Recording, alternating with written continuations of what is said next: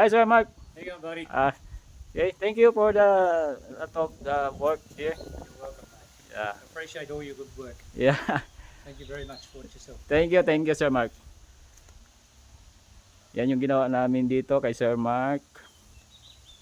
Yan mga yan sa paligid. Gagawin pa natin yan, tatapusin natin. Yan yung mga planters niyang iba dyan. Ginawa natin. Mayroon pa sa likod. Tayo rin ang gumawa. Dito. Yan. Yung bahay niya dyan. May mga ginawa tayo dyan. Dami tayong ginawa dyan. At may mga gagawin pa tayo. Hindi matapos-tapos. Dami to. Kaso lang minsan medyo hindi natin kaagad natutugunan dahil ang dami rin nating pinupuntahang lugar. Pero matyaga siya, naghihintay. Hindi niya tayo pinagpapalit. So yun.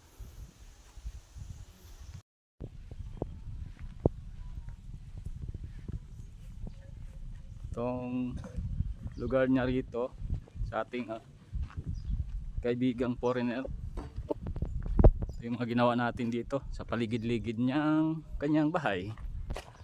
Ikot tayo saglit dito. Mga ginawa natin dyan sa likod.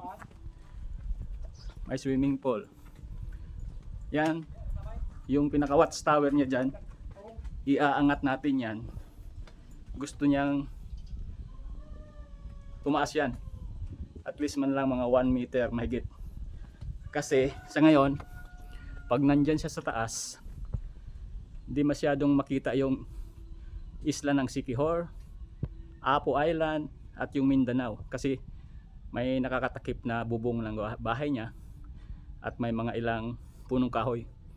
Kaya pag naiangat ito, at least mga 1 meter mahigit, kitang kita niya yung kabuuan ng Dumaguete, Siquijor, Cebu and Apo Island. Andito. Ganda ng lugar niya rito.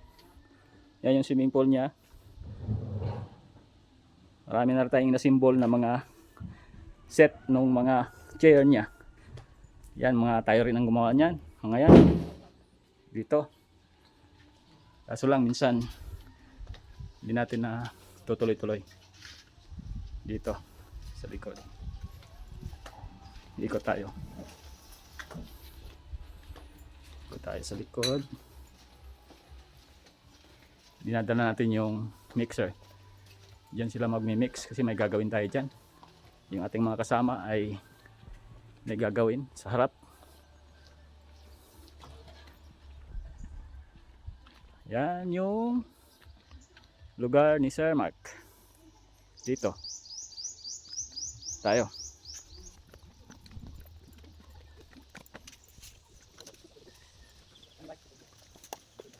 Tapusin natin yung mga ibang naka-set up na ginawa natin dyan. Yung mga planters para makapag-proceed tayo.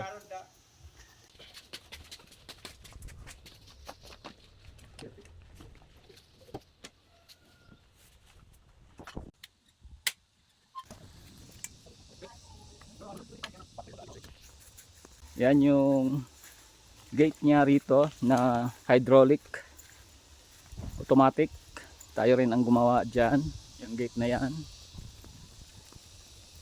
Halos tayo ang gumagawa dito sa kanyang compound.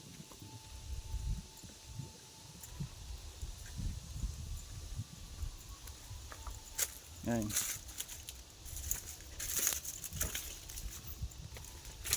Yan yung hydraulic sa gate niya.